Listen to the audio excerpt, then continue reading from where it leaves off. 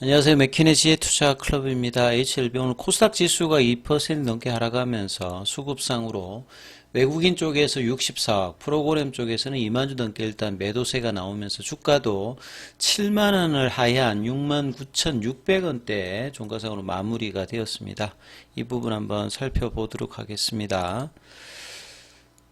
자, 시장 전체적인 흐름들 먼저 좀 살펴봐 드리면요.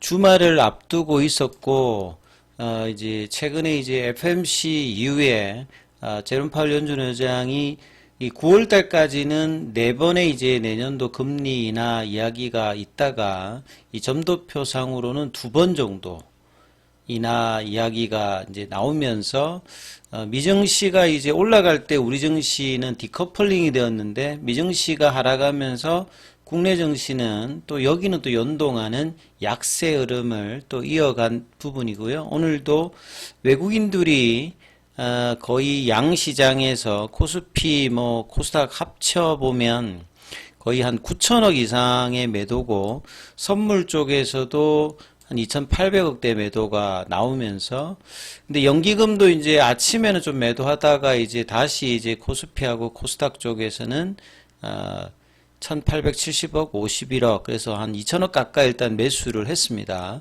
그래도 이제 이런 수급적인 압박이 개인들 정도의 어떤 매수세 속에서 코스피는 이제 한 1.30% 하락을 했고, 코스닥 같은 경우에는 2.35% 하락하면서 뭐 대부분의 종목이 코스피, 코스닥 보면 한 3배, 코스닥 같은 경우에는 4배 가까이 이제 하락 종목 수가 대부분이었다. 이렇게 봐야 되겠죠. 최근에 이제 이런 이제 매크로 변수가 또 영향을 계속 주고 있습니다. 이 원달러 환율 자체를 보게 되면 2020년도에 이제 코로나19가 나왔을 때 이제 한 1,450원대 그리고 이제 그때 부근에 지금 이제 원달러 환율 정도가 지금 있는 상태고 시장의 밸류에이션 자체도 보면 이제 그때 코스피 기준으로 보면 이제 뭐 한 PBR 기준으로 한 0.8배 중반 정도를 지금 위치를 하고 있는 상황입니다. 그래서 원달러 환율 자체가 이렇게 높게 되면 외국인들 수급 자체가 이 환율에서 이제 손해를 보기 때문에 이제 환율이 좀 안정화되는 어떤 흐름이 되어야 이제 보유가 되는데 이 부분들이 이제 트럼프의 취임 전까지 이제 이런 어떤 트레이딩 관련되는 부분과 관세부가 이런 것들 때문에 전 세계에서 이제 미국 쪽으로 어떤 자금 유입이 계속되다 보니까 나머지 국가들의 어떤 통화 약세가 지속되고 있는 상황이다. 그래서 이제 원달러 환율 자체가 이제 환율 차트를 봐도 이제 이 부분들이 계속 이제 올라가고 있죠. 그래서 2022년도에 이제 고점을 지금 넘어가는 환율 차트를 보여주면서 1,400원권 위에서 좀처럼 지금 내려가고 있지는 않습니다만 보통 과거를 보게 되면 1,400원대 중반 넘었을 때는 이 부분들이 이제 지속되지는 않는데요. 단기적으로는 이 부담을 수급까지 이제 연결되는 흐름들을 지금 보여주고 있죠. 그래서 코스닥의 종목들 특히나 이제 금리 이번에 이제 12월 달 올해 마지막 FOMC에서는 0.25% 금리 인하를 했습니다만 내년도 점도표상에 이제 기존의 4에서 2로 줄면서 이 금리단에 또 영향을 주는 성장주의 대표적인 종목들이 이제 제약바이오 쪽이기 때문에 이런 어떤 매크로의 변수 환율과 금리의 어떤 영향이 시장 리스크로 지금 이제 모든 종목에 특히나 이제 국내에는 수급이 좀 부족한 국내에는 이제 연기금을 제외하면 이제 기관의 어떤 자금 소요가 이제 거의 이제 없는 상황에서 개인들과 외국인들이 어떻게 하냐에 따라서 수급이 지금 거의 갈리는 어떤 흐름이기 때문에 이런 어떤 매크로의 어떤 영향과 수급의 영향을 대부분의 종목들이 지금 맞고 있는 상황이다. 이렇게 지금 보셔야 될 것 같습니다. HLB 같은 경우에도 이제 시장 하락기에도 이제 최근에 보면 7만원 초반에서 그래도 견조한 흐름을 계속 유지는 해주고 있었죠. 아침에는 보시게 되면 한 11시 반까지는 이제 72,700원까지 움직이면서 오늘도 시장 대비해서는 좀 견조한 흐름을 오전장에는 일단은 보여줬어요. 장중에 68,900원대까지 9시 9분에 아침에 이제 하락 부분들은 반영하고 난 다음에 이제 11시 넘어가면서 아침에 고가를 넘어가면서 거래도 조금 이제 들어왔죠. 그래서 7만 1,000원대의 어떤 지지 흐름을 보여주면서 여기 위로 좀 이제 지지를 할 수 있으면 좋았는데 이제 12시 넘어서 5장에서는 이제 다시 이제 7만 1,000원대를 유지를 못하고 7만원 부근에서 좀 등락을 하다가 종가상으로는 7만원 언더로 69,600원에 일단 마감하면서 좀 아쉬운 모습을 보였죠. 결국 이제 이 자리가 21 이평에 이제 장중에 좀 걸리는 자리였습니다. 그래서 그리고 이제 종가 부근은 요 파란 선이 이제 추세와 변동성을 나타내는 볼린저 밴드 하단선 가격이거든요.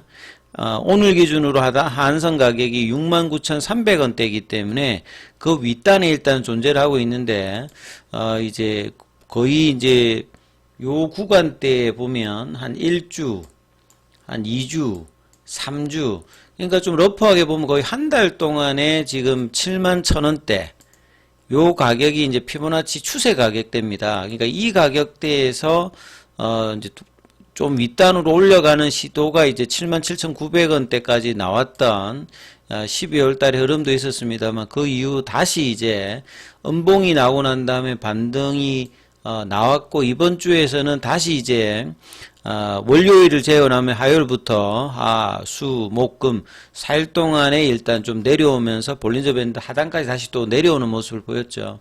그래서 거래는 이제 전일보다는 오전장에 좀 거래가 늘었기 때문에 그래도 100만 정도죠. 74만 주대 흐름을 보여주면서 거래는 좀 부진한 상태에서 시장 대비해서는 견조합니다. 시장 대비해서는 견조한데 좀 상징적인 좀 7만원 언더로 다시 또 내려갔던 부분이 좀 아쉬운 부분들이고요. 이 코스닥에서는 시가총액에서 상위 이제 종목들 한 15개를 정도를 보게 되면 올라갔던 종목이 이제 삼천단 제약이 이제 뭐 한 3.51 정도 있고 강보학건이 리노공업 그 다음에 이제 휴젤이 있고 HLB가 이제 0.85 정도 밀렸으니까 상대적으로 이제 상위 종목 중에서는 이제 견조한 편에 좀 속하는 어떤 부분이라고 봐야 되겠죠.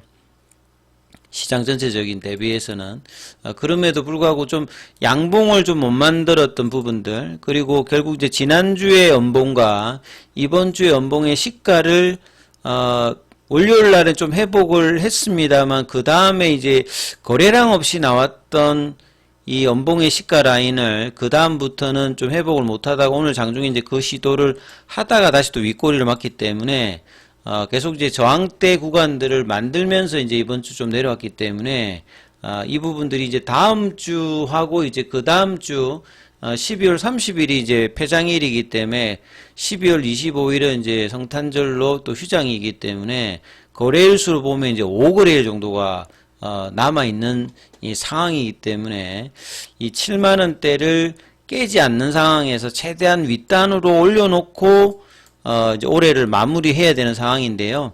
이런 이제 매크로였던 변수와 지금 이제 미증시까지 이제 다우지수가 뭐 10일 넘게 일단 빠지는 어떤 흐름들을 지금 보인 상태에서 이 반등 여부를 또 다음 주에 좀 체크하면서 이걸 봐야 되기 때문에 이제 다음 주에도 이 7만 1,000원대의 어떤 지지 여력을 보여주면서 최대한 지금 좁아져 있는 그 볼린저 밴드 상황이니까 이 75,000원, 78,000원 구간의 어떤 흐름들을 만들어낼 수 있느냐가 이 또 중요한 어떤 이슈로 지금 거래량이 작은 상태에서는 계속 이제 이 부분에 맴돌고 있다 이렇게 좀 봐야 되겠죠. 자 그리고 이제 이런 상황에서 오늘 그 항서제약 같은 경우에도 이 홍콩 상장 이슈가 나온 이후부터는 단기 이평선을 저항대로 계속 내려가고 있어요. 그래서 오늘도 0.62% 소폭 빠지면서 46위안 정도 흐름들 월봉상으로는 이제 한 달은 양봉, 한 달은 음봉 흐름을 그러니까 퐁당퐁당 흐름을 계속 보여주고 있는 상황이라고 봐야 되겠죠. 자, 그리고 공매도 쪽에 이제 거래는 1522주 정도, 그 다음에 이제 순보유 잔고는 이번 주 수요일 기준으로 보면 279만 주대입니다. 그리고 대차거래 쪽에서는 상한보다 체결이 좀 더 많은 쪽이었는데요. 다음 주에는 양봉의 형성이 거래량이 200만 주 이상의 이런 거래량을 만들어내면서 이 좁은 박스권을 이 거의 한 달 동안에 지금 진행되고 있는 좁은 박스권을 극복할 수 있는 캔들의 출현을 좀 기대해 보면서 한번 살펴보셔야 될 것 같습니다.